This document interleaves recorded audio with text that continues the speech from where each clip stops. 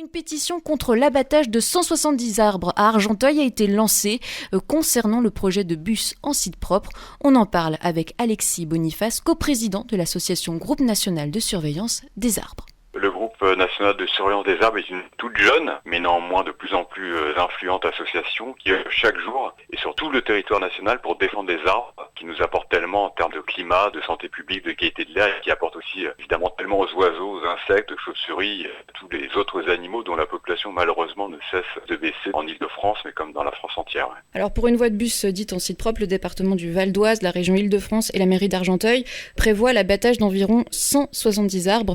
Expliquez-nous un peu.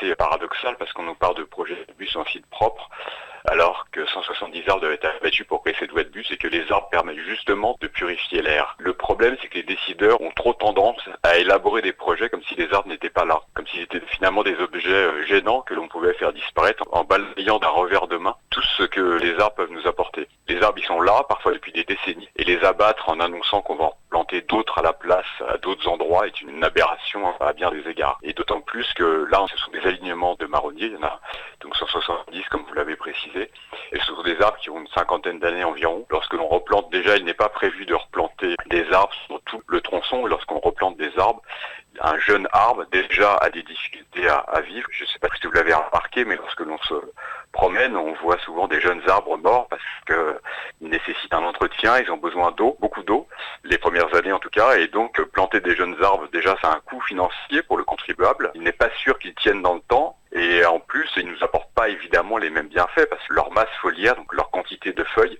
est évidemment, logiquement moins importante qu'un arbre plus ancien, et donc tous les bienfaits en termes de climat, de santé publique et de qualité de l'air sont moins importants chez un jeune arbre, évidemment, que chez un sujet plus ancien. Et puis toute la vie animale qui s'est greffée à ces arbres, et à partir du moment où on l'abat, elle disparaît. Alors elle finit par revenir, mais des années et des années plus tard, alors que l'urgence climatique et l'urgence en termes de protection de biodiversité, elle est aujourd'hui, on ne peut vraiment plus se permettre aujourd'hui d'attendre et de continuer autant de projets dans la France entière, mais notamment en Île-de-France et dans le Val d'Oise plus particulièrement.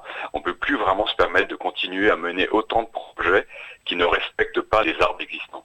Parce que quand on apprend la réalisation d'un tel projet, est-ce qu'on a le droit comme ça de décider d'abattre des arbres assez sauvagement ? Oui, alors on a le droit, oui et non, parce qu'il faut savoir justement, il s'agit d'arbres d'alignement, et on a un article au sein du groupe national de surveillance des arbres, on le met en avant régulièrement, c'est l'article L350-3 du Code de l'environnement, qui précise justement que les allées d'arbres et les alignements d'arbres qui bordent des voies de communication constituent un patrimoine culturel et une source d'aménité, en plus du rôle que je viens d'évoquer tout à l'heure, à savoir la préservation de la biodiversité.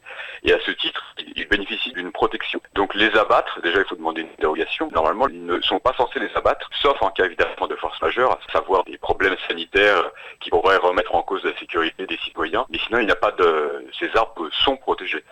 Le problème vraiment c'est ils ont trop tendance, les élus comme je disais, à faire des projets en partant d'une feuille blanche et à ne pas tenir compte des arbres existants. Et on peut faire des projets en tenant compte de ce qui est existant. Déjà ça coûterait moins cher que d'abattre autant d'arbres et d'en replanter des nouveaux.